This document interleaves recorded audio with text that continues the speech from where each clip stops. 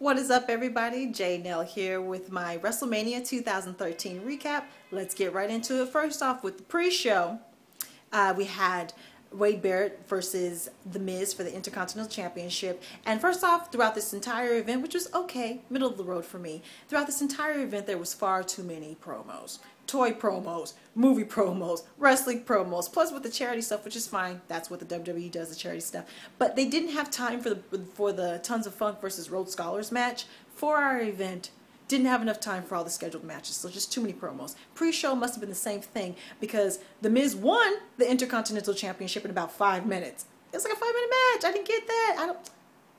Too short. So, Intercontinental Championship, he won via the figure 4 leg lock. Now, into the actual show. First up, we had The Shield versus Big Show, Sheamus, and Randy Orton. I like this match. I like all of these guys. My only complaint is that I wanted more. It was too short. You got 6 guys who can go. There's action going on outside the ring, inside the ring, plus confrontation going on within the Big Show team itself. You got to give that time to develop. It needed to be longer. This ended with Sheamus. Each wrestler had their moments.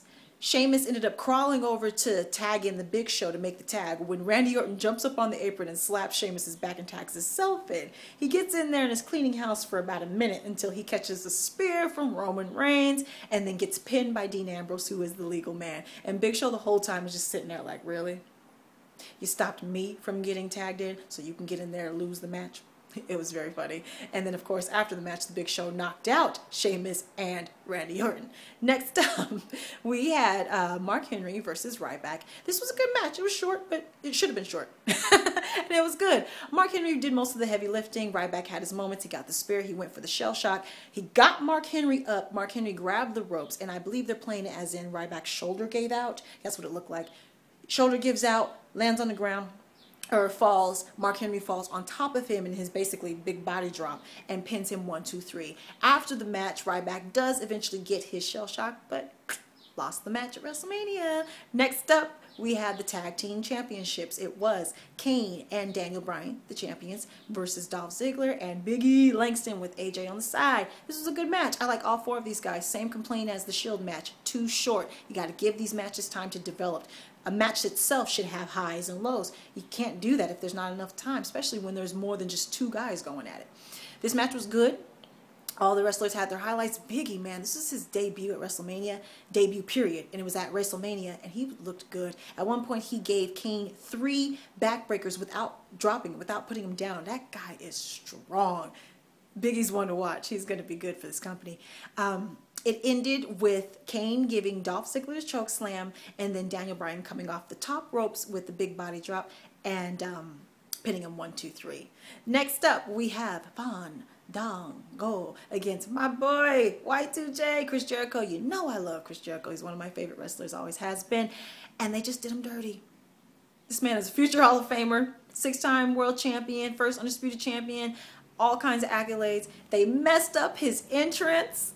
Okay, it goes like this. The music, or excuse me, the lights turn off.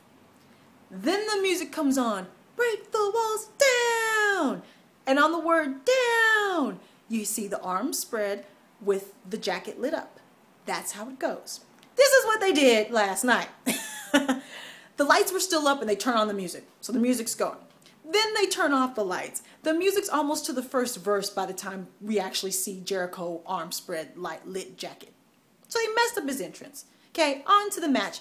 Fandango's entrance was quite lovely. The ladies were lovely. He's not really a ballroom dancer, but the ladies were lovely. He had like 10 of them lining the ramp. It was lovely. That was the best thing about Fandango. Okay, and this is my beef. He won, okay? This ended with Chris Jericho trying to get he got a line salt. Then he went for the walls of Jericho, and they're playing it as his leg gave out, like he got a knee injury. Knee buckles. Fandango rolls him up and gets the pin. Whack. I don't know if this was a botched ending, a planned ending, or if he actually did get injured. Either way, whack. Chris Jericho has said before he wants to go out as the most hated wrestler, being carried off by security. He has no problem losing to make other wrestlers stars. So if you're going to have him do that at WrestleMania, give him the respect to have him lose in fantastic fashion. Okay? If Fandango is all you're pushing him to be, he did not show it at WrestleMania. He got his big leg drop off the top ropes. Chris Jericho kicked out of it. And then, like I said, he got that whack-ass pin. So this was the low light for me. I love Chris Jericho, and I don't like the way they did him in this match. All right, next up. Next up, we have the WWE title. Alberto Del Rio versus Jack Swagger with Zeb and Ricardo on the side. And this match was okay. I just think they didn't do much with the talent that they have. Both of these guys are really good actual wrestlers.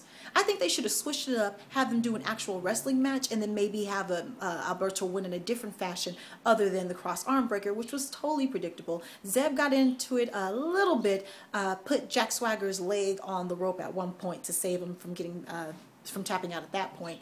But again, eventually he got him. With that talent, they just could have did more. It could have been more creative. It just could have did more. And it was short. Too short. Again, too many promos. Next up, Triple H versus Brock Lesnar. This started out good. Started out really intense. Brock gave him a number of belly-to-belly suplexes outside the ring, inside the ring. Where they lost me is where Triple H tried to get the Kimura on Brock Lesnar for like 5 minutes, man. First on the mat, then on the stairs. The stairs were involved by Brock Lesnar. He hit the Triple H with the stairs several times, and the stairs got tossed into the ring. Triple H is going for the Kimura lock for like forever on the mats. He doesn't get it. Then Brock picks him up and slams him on the stairs. That's how he breaks it.